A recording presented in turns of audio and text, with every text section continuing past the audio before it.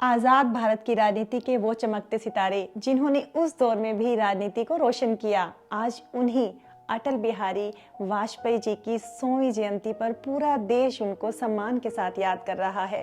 आज उनके जन्म दिवस पर जानते हैं उनके जीवन से जुड़ी कुछ विशेष बातें। अटल बिहारी वाजपेयी जी का जन्म 25 दिसंबर 1924 को ग्वालियर में हुआ। पिता पंडित श्री कृष्ण बिहारी जी अध्यापन का कार्य करते थे। पिता और पुत्र के संबंध की खास बात ये रही कि अटल बिहारी वाजपेयी और उनके पिताजी ने कानपुर के डीएवी कॉलेज से एक साथ ही कानून की पढ़ाई पूरी की।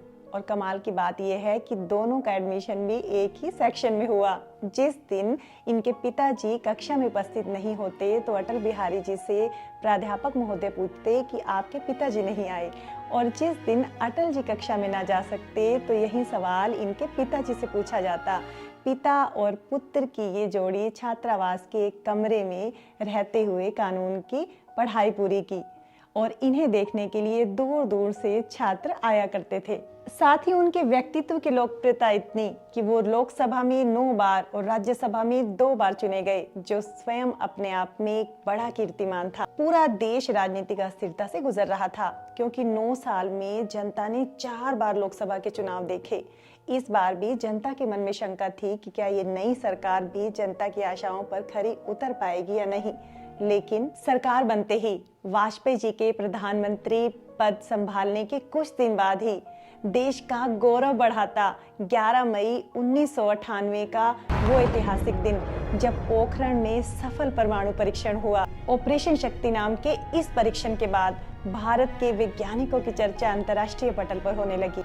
इस बीच कई देशों ने भारत के प्रति खुलकर नाराजगी जताई, लेकिन भारत ने किसी के भी दबाव की परवाह न करते हुए 13 मई को एक और न्यूक्लियर धमाका कर दिया और दुनिया को ये दिखा दिया कि भारत की कमान अब एक ऐसे नेता के हाथ में है जो अलग मिट्टी का बना है। सामान्य परिवार से आए अटल जी ने पूरे देश को सुशासन और स्थिरता का मॉडल दिया।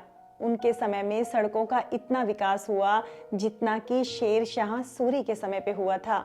लोकल कनेक्टिविटी को बढ़ाने के लिए उन्होंने प्रधानमंत्री ग्राम सड़क योजना शुरू की, और उन्हीं के समय में ही मेट्रो शुरू की गई, और उनकी सड़क परियोजना आज भी भारतमाला परियोजना के नाम से अंतिम पड़ाव पर है। उनकी जादुई शख्सियत ऐसी थी कि वो अपने चाहने वालों के तो दिलों पर राज करते ही थे, लेकिन उनके विरोधी भी उनका सम्मान करना कभी नहीं भूलते थे। कहा जाता है कि पंडित नेहरू अटल जी की भाषण शैली से इतना प्रभावित हुए कि उन्होंने कहा था कि ये नवयुवक कभी ना कभी देश का प्रधानमंत्री जरूर बनेगा। नेहरू जी उनसे इतने प्रभावित थे कि एक बार ब्रिटेन के प्रधानमंत्री से मिलवाते हुए उन्होंने कहा था कि विपक्ष के उभरते हुए नेता हैं, ये हमेशा मेरी आलोचना करते हैं, लेकिन इनमें भविष्य की संभावनाएं हैं।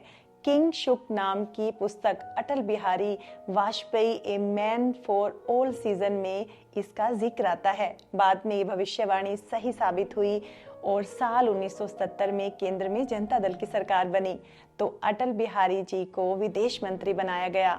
तब उन्होंने संयुक्त राष्ट्र संघ में भारत का प्रतिनिधित्व करते हुए हिंदी में भाषण दिया था। ये पहला मौका था जब संयुक्त राष्ट्र संघ में किसी ने हिंदी में भाषण दिया हो। पहली बार इतनी बड़े मंच पर विश्व का हिंदी से परिचय हुआ। 1996 में जब उनकी सरकार एक मत से गिर गई तो अपने भाषण देने के बाद अपने इस्तीफे को वो राष्ट्रपति को सौंपने चले गए। आज भी उस भाषण की मिसाल दी जाती है। जो कार्य हमने अपने हाथ में लिया है वो जब तक राष्ट्रीय उद्देश्य पूरा नहीं कर लेंगे तब तक विश्राम से नहीं बैठेंगे, तब तक आराम से नहीं बैठेंगे।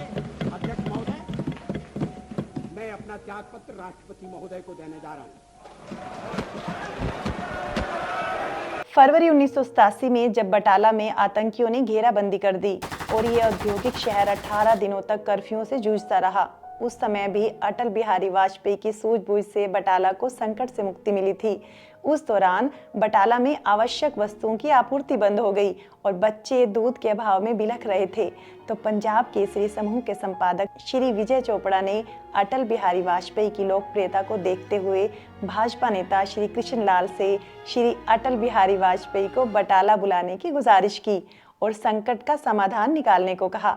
श्री वाजपेयी जी इसके लिए तुरंत तैयार हो गए और मेहता चौक के रास्ते होते हुए शांति मिशन पर बटाला आए। उनकी शख्सियत का जादू कहिए या उनके हृदय की सच्चाई, उनके बटाला पहुंचते ही घेराव समाप्त हो गया और लोगों ने राहत की सांस ली। वाजपेयी जी जितने राजनेता के तौर पर सराहे गए, उतना ही प्यार उनकी कविताओं को भी मिला। उनकी कविता संग्रह 51 कविता के नाम से प्रकाशित हुई। गंभीर से गंभीर बात को हंसी की फुलझड़ियों के बीच में कहना तो कोई वाजपेयी जी से सीखे। एक बार आपातकाल में अपने कमर के दर्द के इलाज के लिए उन्हें एम्स में ले जाया गया तो डॉक्टर ने उनसे पूछा कि आप झुक गए थे, तो इस पर भी वाजपेयी जी का हास्यबोध कायम था। उन्होंने आपातकाल के संदर्भ में जवाब दिया कि झुकना तो सीखा नहीं डॉक्टर साहब, मुड़ गए होंगे।